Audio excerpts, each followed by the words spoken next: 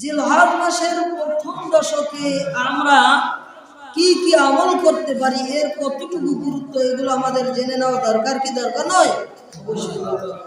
কুরআন কারীম আল্লাহ সুবহানাহু ওয়া তাআলা বলেন, ইন্না ইদ্দাতাশ শুহুরি ইনদাল্লাহি ইসনা আশারা শাহরান ফি কিতাবিল্লাহি ইয়াওমা খালাকাস সামাওয়াতি ওয়াল আরদ।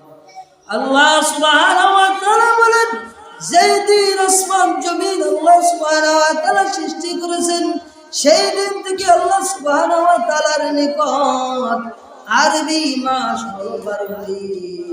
এই 12টির মধ্যে মিনহা আরবাতুন হুরুম, 4টি মাস হলো সম্মানিত মাস। আল্লাহ সুবহানাহু ওয়া তাআলা সম্মানিত মাস হিসেবে ঘোষণা করে দিলেন, মিনহা আরবাতুন হুরুম, 4টি মাস হলো সম্মানিত মাস। আল্লাহর নবী সাল্লাল্লাহু আলাইহি ওয়াসাল্লাম বলেন, জিলকাদ, জিলহজ, মুহররম আর একটি হলো রজব মাস। এই 4টি মাস হলো সম্মানিত মাস। তার সম্মানিত যে 4টি মাস, তার মধ্যে অন্যতম একটি মাস হচ্ছে জিলহজের মাস। জিলহজ মাসের গুরুত্ব দিয়ে নবী আলাইহিস সালাম বলেন, আলা ওয়া ইন্না আহরামা শুহুরি শাহরুকুম হাযা, সাবধান, তোমরা জেনে রাখো, নিশ্চয়ই এই সম্মানিত মাস আছে তোমাদেরই মাস। আল্লাহ সুবহানাহু ওয়া তাআলা জিলহজ মাসের প্রথম দশকের গুরুত্ব দিয়ে ইরশাদ করেন, ওয়াল ফাজরি ওয়া লায়ালিন আশর, ওয়াল ফাজর, ফজরের কসম, ফজরের কসম, উশার কসম। আল্লাহ সুবহানাহু ওয়া তাআলা এরপরে বললেন, ওয়া লায়ালিন আশর, আর 10 রাতের কসম, ওয়াশ-শাফি ওয়াল ওয়াতর, আর জোর বিজরের কসম, ওয়াল লাইলি ইযা ইয়াসর, আর রাতের কসম যখন তা অবসান করতে থাকে। এই সূরার এই প্রথম দিকের আয়াতগুলোর তাফসীরে মুহাদ্দিসিনে কিরাম, মুফাসসিরিনে কিরাম বলেন, ওয়াল ফাজর, ওয়াল ফজর, উশার শপথ বা ফজরের শপথ দ্বারা আল্লাহ সুবহানাহু ওয়া তাআলা ফজরের নামাজকে ইঙ্গিত করেন, ফজরের নামাজের গুরুত্ব দিলেন।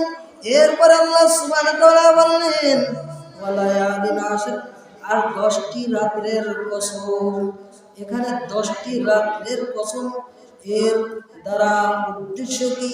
মুহাদ্দিসিনে কিরাম, মুফাসসিরিনে কিরাম বলেন, এই 10ম রাতের উদ্দেশ্য দ্বারা বোঝানো হয়েছে, কেউ কেউ বলেন এটা হলো মুহররম মাসের 10টি রাত।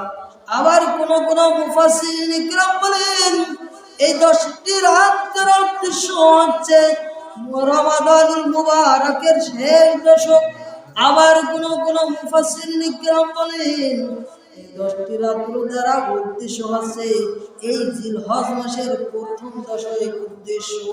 তবে মুফাসসিরিনে কিরামদের মধ্যে সবচেয়ে প্রসিদ্ধ মত এই লাস্টের দুটি, যেটি বললাম রমাদানুল মুবারকের শেষ দশক এবং জিলহজ মাসের প্রথম দশক।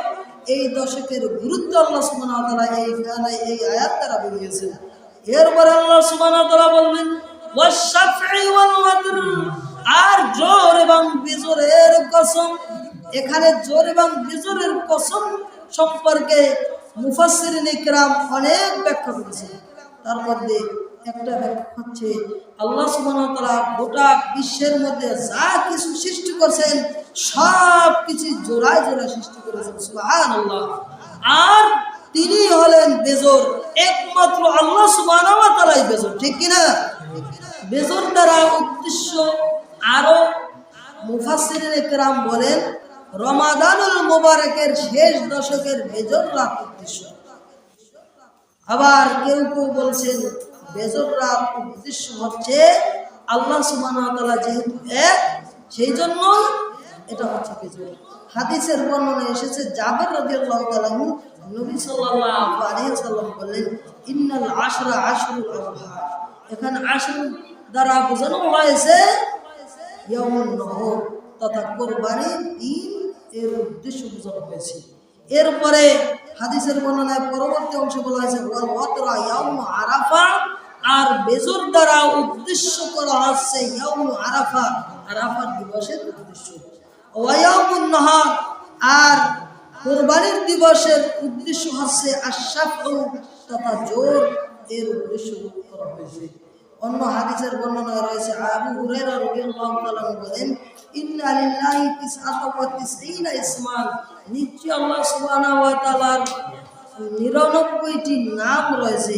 মান আহসাহা, যেই ব্যক্তি আল্লাহর নাম সমূহের মধ্যে 99টি নাম মুখস্থ করবে বা আয়ত্ত করবে, দাখালাল জান্নাহ, সেই ব্যক্তি জান্নাতে প্রবেশ করতে পারবে। সুবহানাল্লাহ। এরপরে নবী সাল্লাল্লাহু আলাইহি সাল্লাম বলেন, ওয়া হুয়া ইউতরুন, আর আল্লাহ সুবহানাহু ওয়া তাআলা বেজর ওয়া ইউহিব্বুল উতরা, আর আল্লাহ সুবহানাহু ওয়া তাআলা বেজরকে পছন্দ করে। সুবহানাল্লাহ।